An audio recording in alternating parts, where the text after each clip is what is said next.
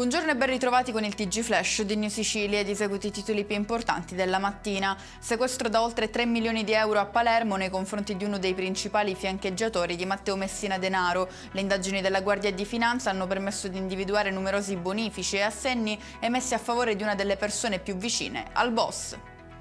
Ancora sangue a Catania, incidente mortale nella serata di ieri in via Zia Lisa. Un uomo di 41 anni avrebbe perso il controllo della moto su cui viaggiava, finendo contro un'auto in transito. Letale l'impatto.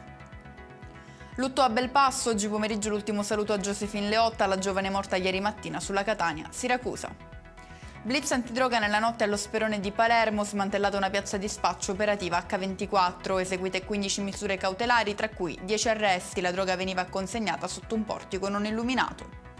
Arrestati 3 narcotrafficanti a Messina, scoperti mentre stavano portando in Sicilia oltre 40 kg di cocaina e hashish. La droga era nascosta nei sedili di un'auto e all'interno di una valigia caricata su un pullman.